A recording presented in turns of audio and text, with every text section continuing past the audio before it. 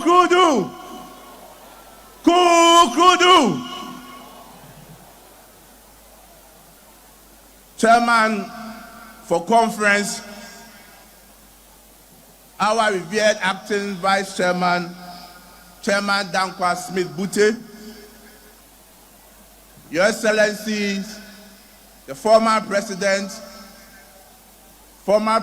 J. Kufuor, and former President Nana Addo Dankwa Akufo-Addo, Your Excellency, the former Vice President Dr. Alhaji Mohammed Bawumia, and your spouse, Her Excellency Hajia Samira Bawumia, members of steering committee, members of National Executive Committee, members of National Council, our dear delegates of the annual Delegates Conference, our revered minority leader, our members of Parliament, our revered National Council of Elders, distinguished ladies and gentlemen, I'm here to present the state of our party to delegates.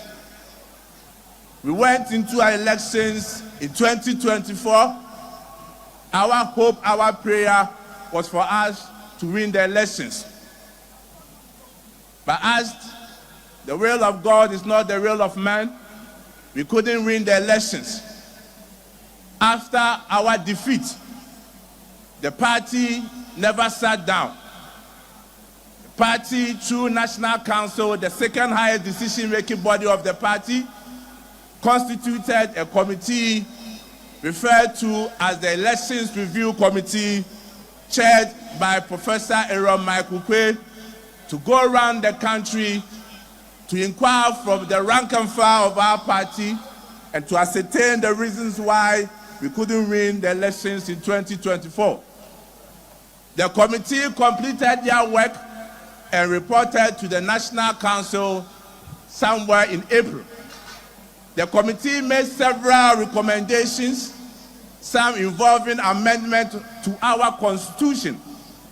And based on that, the National Council, which is the second highest decision-making body of our party, constituted the Amendment Committee chaired by lawyer Frank Davis to look at proposals from Professor Aaron Michael Quay's committee, to look for proposals in 2021 where we met in Kumasi, to also receive proposals from our external branches, our TESCOM, our youth wing, and from the rank and file of the party.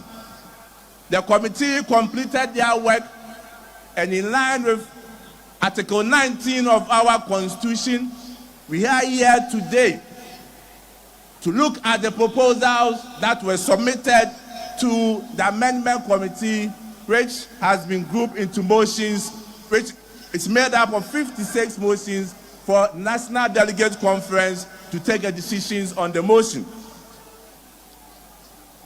Today we are gathered here as National Delegates Conference, but it's important that we also, just as the National Treasurer said, just as the National Organizer also said, to show our esteemed appreciation to some personalities who made it possible for us to meet today as conference. Indeed, the party is extremely grateful to our former Vice President, His Excellency Alhaji Dr. Mohammed Bawumia, for the massive support he gave to us to be able to organize this conference. With a round of applause, let's show appreciation to the former Vice President, His Excellency Alhaji Dr. Mohammed Bawumia. Again, we also want to show our deepest appreciation to our former Member of Parliament, Ascent Central, Honorable Kennedy Akoprakon Japan, for the massive contribution he also made it possible for our conference to come on. We are also grateful to our MP for Abetifi, Honorable Brian Echampong, for also making significant contribution for us to be able to hold this conference, and also MP for Bosomtwe constituency, Honorable Educhum. We are also very grateful. The Finance Committee, we are grateful for the support, the work that you did. Madam former Chief of Staff, we are also very grateful for the work that you did for us. Ladies and gentlemen of Congress, today marks the beginning of our quest, of our journey of recapturing power in 2028. And today is a very important day for us, a very important exercise that we are going to undertake today. And I plead with conference that whatever decision that we are supposed to take today, do not look at individuals, do not look at personalities, but look at the interests of the new patriotic party. As National Council took several decisions, I report to conference that the National Council, after several deliberations, several engagements, several consultations, have come and given the directive that on January 31st, 2026, the party shall hold its presidential primaries. And we know it is something that is fully supported by conference. It is for good reasons that as a party, as we prepare for the 2028 elections, we need to quickly do away with all our internal elections so that we will have enough time to unite as a party and prosecute the agenda of winning the elections in 2028. Ladies and gentlemen of the conference, the party not long ago also established what we refer to as the Patriotic Institute.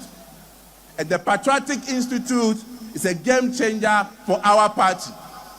An institute that is going to train, give orientation to all the rank and file of our party, for us to appreciate and understand the history of our party, our ideology, and also to equip our communicators on how to communicate effectively and discern our information to the whole country. Not long ago, the National Executive Committee of the party, they satisfied with the decision by the Electoral Commission to do a rerun in some 19 polling stations in Ablekuma North, decided to boycott the whole election process. And as the party took their decision, it was done for good reasons. Because National Executive Committee, upon all the information, the evidence that was adduced at NEC, came to the firm conclusion that indeed the NPP had won the elections at Ablekuma North. We had all our scam copies of our pin sheets in the 281 polling stations, which gave us a clear winning of 414 votes. And therefore, we were surprised that the Electoral Commission decided to call for a rerun. On principle, we felt that it was a wrong decision and it's a bad precedent being set by the Electoral Commission.